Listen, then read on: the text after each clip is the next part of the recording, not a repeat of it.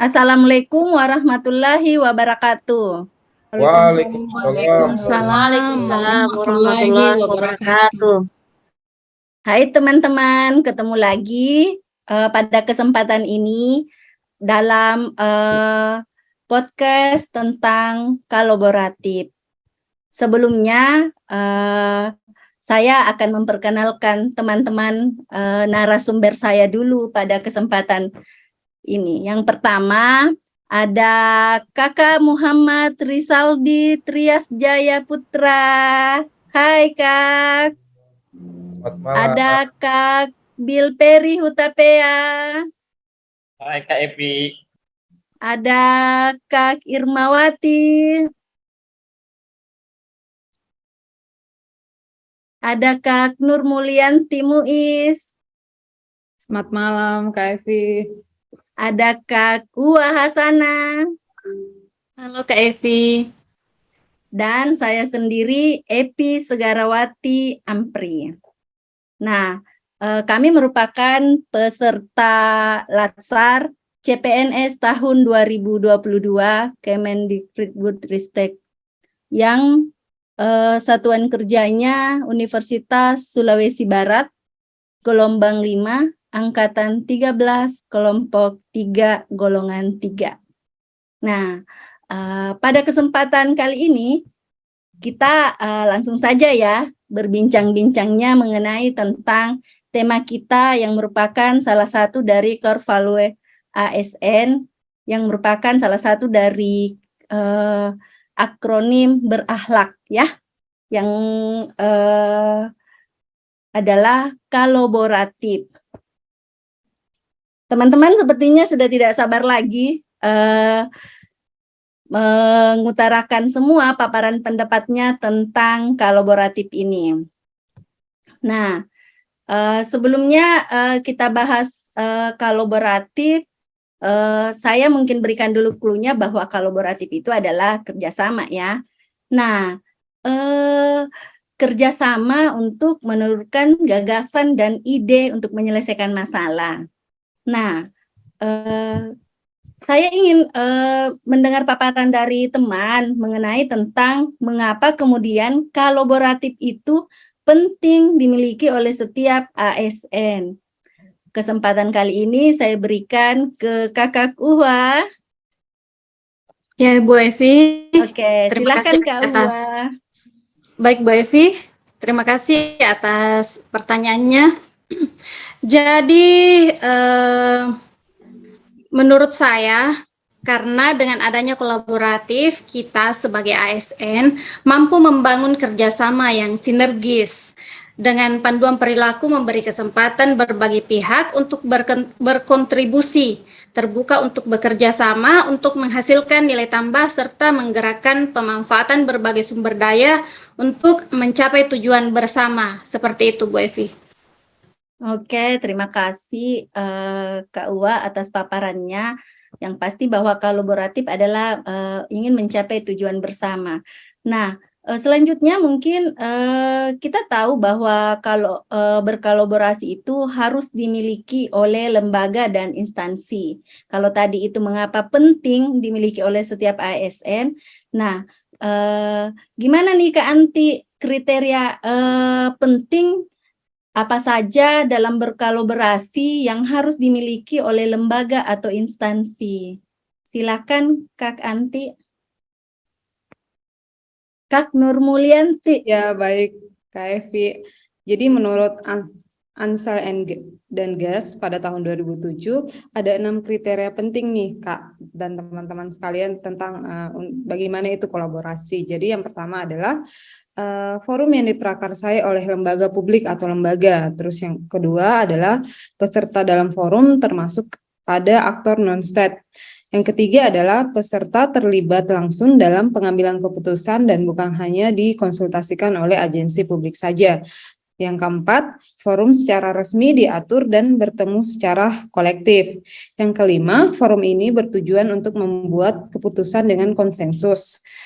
Atau bahkan jika konsensus tidak tercapai dalam praktiknya. Dan yang terakhir adalah fokus kolaborasi yang mana tertuju pada kebijakan publik atau manajemen. Saya rasa itu saja Kak Evi mengenai kriteria penting kolaborasi. Oke, terima kasih Kak Anti atas paparannya menyangkut tentang kriteria penting yang harus dimiliki oleh lembaga atau instansi. Nah, kita pada pertanyaan selanjutnya, kalau kita berbicara tentang kolaborasi, maka kita akan berbicara tentang W of G ya, yang mana itu merupakan Wall of Government, yang artinya konkretisasi kolaborasi pemerintahan. Nah, selanjutnya kesempatan ini saya serahkan ke Kakak Bill Perry.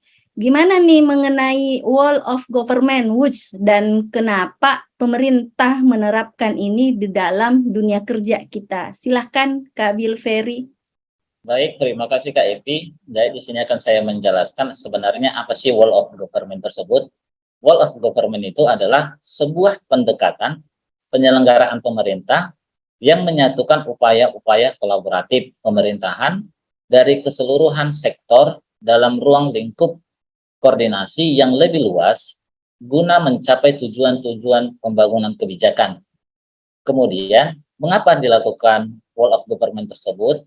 Di sini adanya faktor-faktor eksternal seperti dorongan publik dalam mewujudkan integrasi kebijakan, program pembangunan, dan pelayanan agar tercipta penyelenggaraan pemerintah yang baik. Kemudian, serta yang tidak aman dengan berbahaya isu terorisme, radikalisme, dan perubahan iklim. Terima kasih Kak Evi.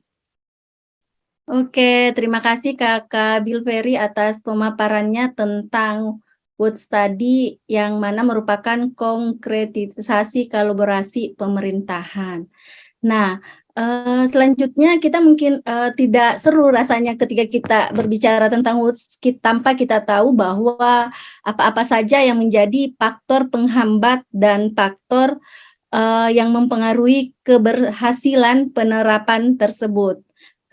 Kesempatan kali ini saya serahkan ke Kak Irmawati. Silakan Kak Irma.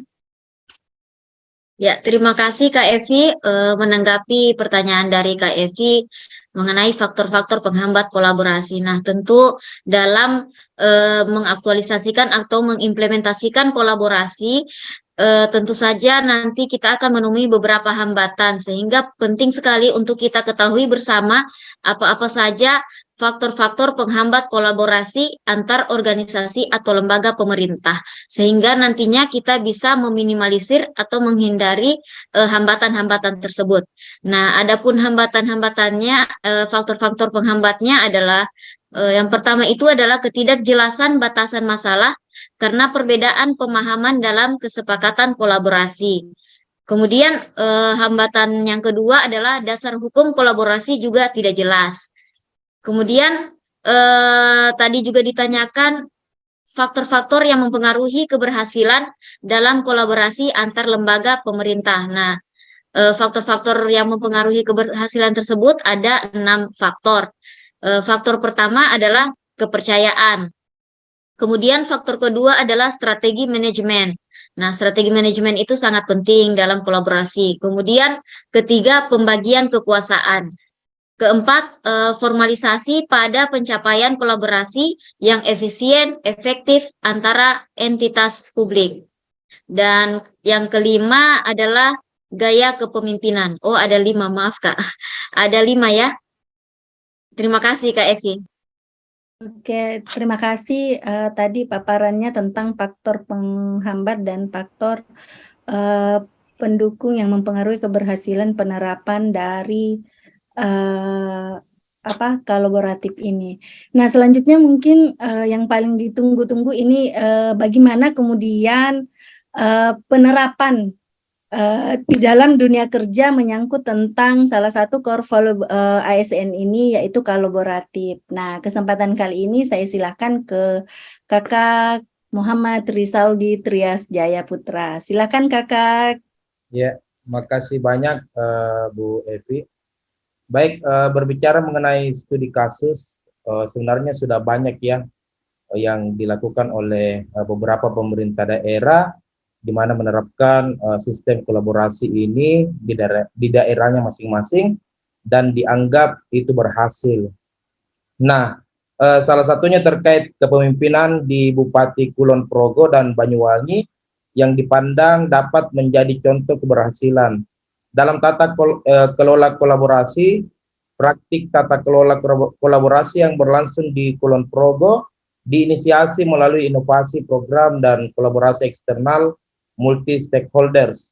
Nah, sedangkan di Banyuwangi diawali dengan keberhasilan kolaborasi internal dan inovasi program. Nah, keluaran jangka panjang praktik tata kolaborasi tersebut terwujud dalam bentuk berkurangnya jumlah penduduk yang miskin, serta peningkatan indeks pembangunan manusia dan produk domestik brutonya. Adapun karakter utama yang dimiliki kedua bupati tersebut, di mana dikatakan sebagai pemimpin yang kolaboratif, yaitu semangat entrepreneur, membangun tata kelola yang berjenjang, serta bersifat transformasional. Nah, sebenarnya hal ini juga dapat diterapkan oleh beberapa pemerintahan di wilayah Indonesia ini, terutamanya di wilayah Sulawesi Barat ini. Kita ketahui bersama bahwa di Sulawesi Barat ini secara absolut jumlah penduduk miskin pada bulan September 2021 itu masih banyak, masih ada sekitar 165,99 ribu jiwa. Jadi masih ada 165.000 jiwa ya, itu masih tergolong kita masih daerah miskin di Sulawesi Barat ini. Yang dimana selanjutnya pemerintahnya harus dituntut untuk banyak berkolaborasi seperti wilayah-wilayah lain yang ada di Indonesia ini. Nah, selanjutnya apabila kita kaitkan dengan lingkungan kerja kita, yaitu di Universitas Sulawesi Barat, yang dimana saya pikir kampus ini masih berstatus PTNB dan ingin menuju ke BLU, saya pikir harus lebih banyak lagi menjalin hubungan kerjasama baik di lingkup nasional maupun di lingkup internasional.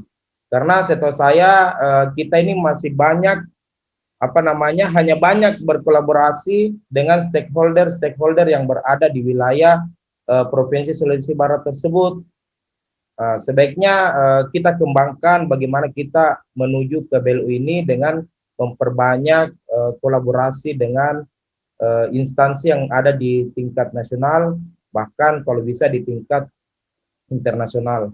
Nah, hal ini saya rasa juga Bapak Menteri Kemendikbudristek ini mempertegas lewat adanya Merdeka Belajar. Nah, salah satunya di situ kita itu dituntut untuk dapat berkolaborasi dengan kampus-kampus lain, bahkan dengan instansi yang lainnya. Mungkin seperti itu Bu Evi dan teman-teman yang lain penjelasan mengenai tentang studi kasus kolaborasi yang ada di Indonesia ini beserta yang ada di kampus kita, di dunia kerja kita di Unsilbar. Terima kasih banyak. Sekian dari saya kembalikan kepada Ibu Evi. Oke, terima kasih tadi paparan action langsung dari Bapak Muhammad Rizaldi. Nah, dari paparan kita tentang kolaboratif, kita dapat membuat sebuah kesimpulan yang mana kolaboratif merupakan nilai dasar yang harus dimiliki oleh kita sebagai ASN. Sekat-sekat birokrasi yang mengkungkung birokrasi pemerintah dapat segera dihilangkan, sehingga kita dapat menjadi agen perubahan yang dapat mewujudkan. Salah satunya dengan menggunakan pendekatan WOK tadi, yang mana merupakan penyelenggaraan pemerintahan yang menyatukan upaya-upaya kolaboratif pemerintahan dari keseluruhan sektor dalam ruang lingkup koordinasi yang lebih luas guna mencapai tujuan-tujuan pembangunan kebijakan, manajemen program, dan pelayanan publik. Saya kira demikian ya atas paparan tadi tentang kolaboratif. Teman-teman, saya ucapkan terima kasih atas kehadirannya kali ini. Demikianlah podcast kolaboratif kita. Saya tutup dengan ucapan Assalamualaikum warahmatullahi wabarakatuh. Waalaikumsalam. Waalaikumsalam warahmatullahi wabarakatuh. Terima kasih Bu.